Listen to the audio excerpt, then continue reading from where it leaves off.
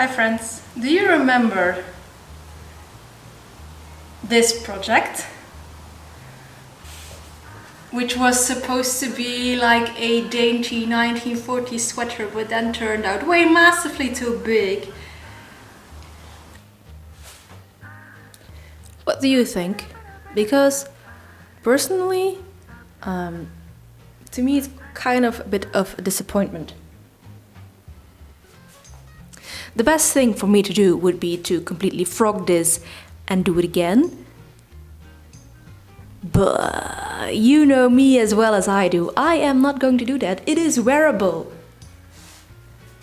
I tried to remedy my failure by adding an elastic in the sleeves, but after one wear that elastic snapped on me, and I feel like right now is the time that I'm going to admit my defeat and say that this project was actually a failure, and I'm going to frog it and do something else, because keeping it like this is an absolute waste of precious handspun yarn.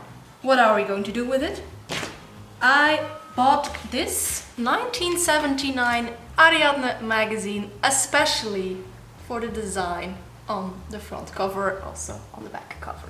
Why? It is a design that emulates the vintage 1940s sweaters with the puff sleeves and the cinched in waist, but it does so written for more modern sensibilities, aka needle sizes 4 and 5, which I think is exactly what this yarn is going to need.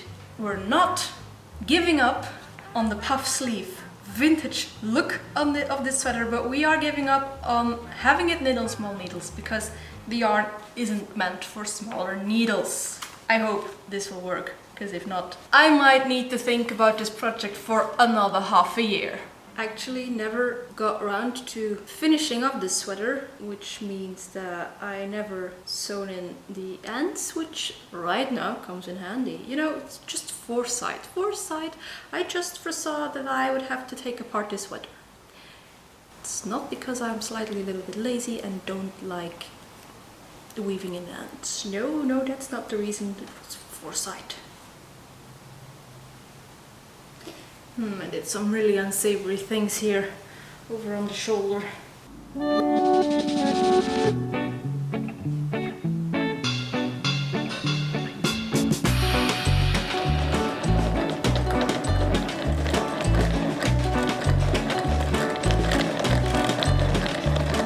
Yeah, in 2 minutes we have an entire sleeve gone. Took me quite a lot more time to knit that sleeve, but it's for the good, it's for the better. I've been swatching before I started, and while the pattern actually asks for 5.5mm needles, those were comically large for my yarn. I've changed to the 5mm. I'm not at gauge, like it should be 10 centimeters, it's barely 9, but I also haven't unkinked my yarn. When I'm going to block this, it is going to relax a little bit still. I am going to call this the needle size I want to work with, but I'm going to go for the second size, not the smallest, so that I'm sure it's going to fit me, more or less. Am I going to make the same mistakes as with the previous one? Probably, but then, well, yeah, I don't know what then, but you'll see.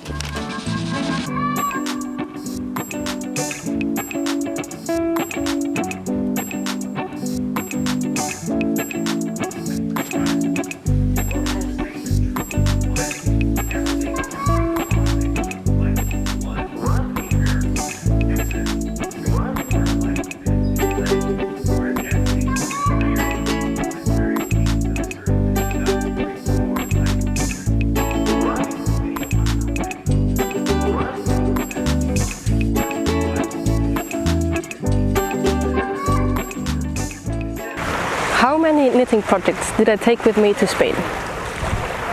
Yes, the answer is yes.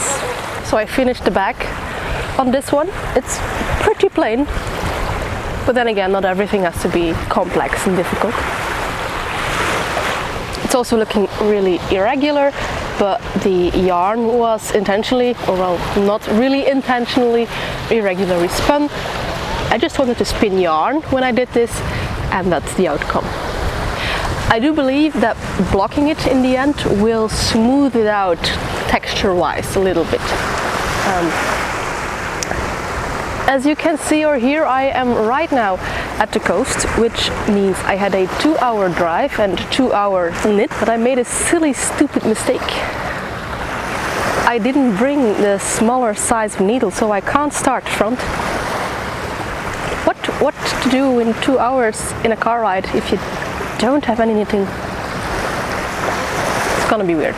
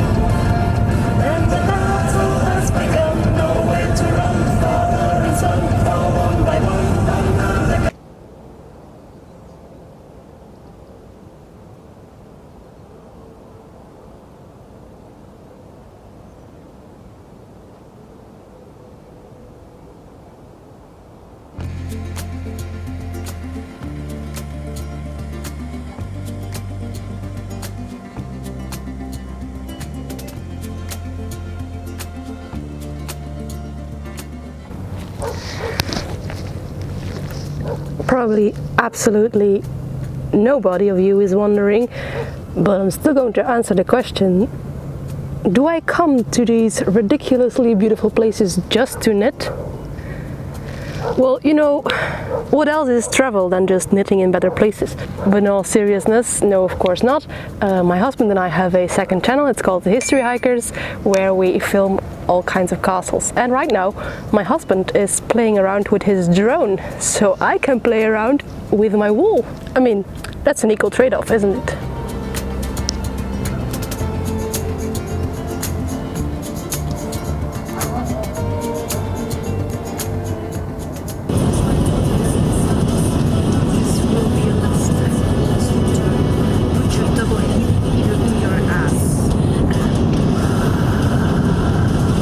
So when I last saw you, I just finished the front of this sweater. I am actually almost finished with the sleeves, both of them. I'm doing two at the same time as well. But before I can finish the sleeves, I have to frog more. Well, no, I didn't make an additional mistake. This is still the previous first iteration mistaken sweater that I made. I just didn't frog it all before I started knitting. Could you imagine me doing things correctly and thoroughly from the first time? Well, no, neither can I. So we're frogging before we can continue knitting. Now, another mistake that I made recently is that when I came to Spain for my holiday, which is now ending, I didn't research the fiber arts scene over here, which made that I was here in the vicinity of Barcelona during Barcelona Knits Festival. But I couldn't go because I had different plans. Yeah, that stung, especially because knitting festivals are not a thing in Belgium. So anyway, I also remedied that mistake. When we went to Barcelona, I reached out to you guys asking some interesting fiber and knitting shops, and you delivered, and I went. First off, to Miss Kits. I went there specifically to not make the mistake of not having enough knitting in the 14-hour car ride that we start tomorrow back to Belgium. And the first expenses that I made were these Rowan felted tweed in 2 colors. I got 5 from this and 5 of this one, and I plan to make the Lumme sweater by Sari Nordlund. This is the main color, this is the contrast color. Yeah. And then I saw this skein, which got me excited because Trelli's Coloris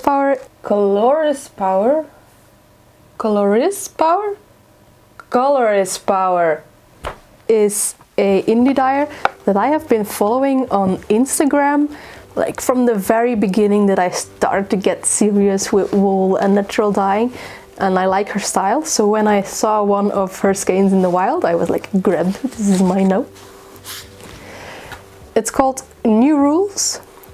It's a sock yarn with apparently 20% yak in it. Interesting. And then I also went to Lalanalu, and that was a little bit more of frivolous yarn buying. I actually have had no specific plans for anything, but I just bought yarn that looked really pretty to me, like these two Rosarios for Pio Pardo. It's just really pretty and really soft. It's wool from Portugal, and then a little bit from their own brand, Lalanalu, Zenith, 100% Lana Merina Española. And then I bought this one together with that. This is French La Bien-Aimée, hand-dyed yarn hand-dyed in Paris, to combine them for a hat. I think that would be gosh darn pretty. Anyway, this was a very out of character intermezzo. I hope you enjoyed. I'll probably not be doing a lot of this in the future. We're back. We're back in town. So we have got all the pieces, but as you can see, they are really curly, and I also did not unkink my yarn before I started knitting. So what we really need to do with these pieces before we can attach them together and continue this project is blocking them.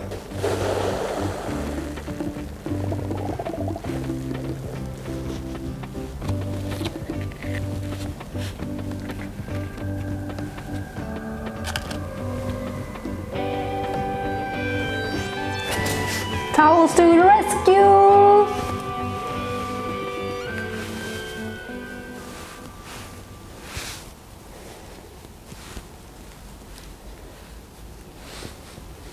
So yeah, it fits me exactly, perfectly, as it does on the model on the cover of Ariadne, February 1979. Even though I actually made two modifications to the pattern. Firstly is the collar. I made a folded collar just because I had enough yarn and I wanted to do it and I like it. Secondly are the sleeves. I actually made the sleeve hat quite a bit broader, much larger than the pattern said, because I wanted a little bit more shoulder dramatics. But I mean, it's giving overall a quite vintagey vibe. Like the sleeve and shoulder placements are very vintagey, not how modern, more boxy looks would work. So that's a win. But I was going for a lot more poof. Too bad, there isn't any poof. I'm not going to change it because I like this sweater. I will wear it a lot. It's versatile, basic, goes with everything, and that's a win. I mean, I turned a sweater that I literally wore once into something that I will probably wear a lot, and that's actually what I was going for. Now, a third modification, or third possible modification from the pattern is that there were like these duplicate stitch lines of dots.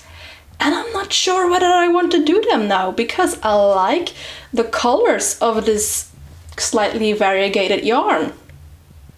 I think if I did the duplicate dots, it would take away from the natural colors that are already there. If I don't do them, however, I kind of have tricked you into watching a video of a flat knit stockinette sweater. That's what this is. It's stockinette all over. So I might just think about stuff. I have a little antique even booklet of easy embroidery design, so maybe I'm going to find something to put somewhere. I don't know. I'll think about it. I'll wear this sweater around, see how I feel about it, if I want to add something or not. And I'll see you again when I have thought of something.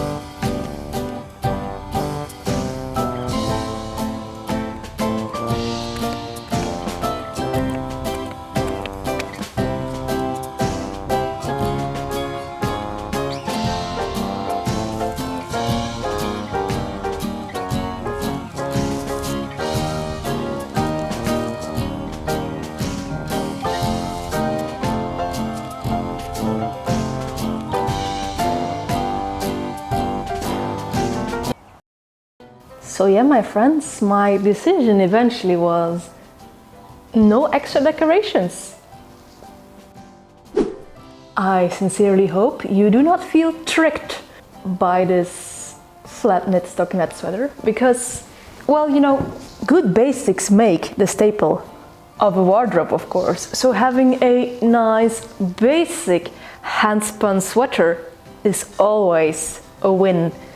And I have been wearing this now, I think, at least 5 times already, which is 500% more than when I wore it in its previous state. I am very happy with this, and it makes me wonder when I'm going to tackle my other mistakes.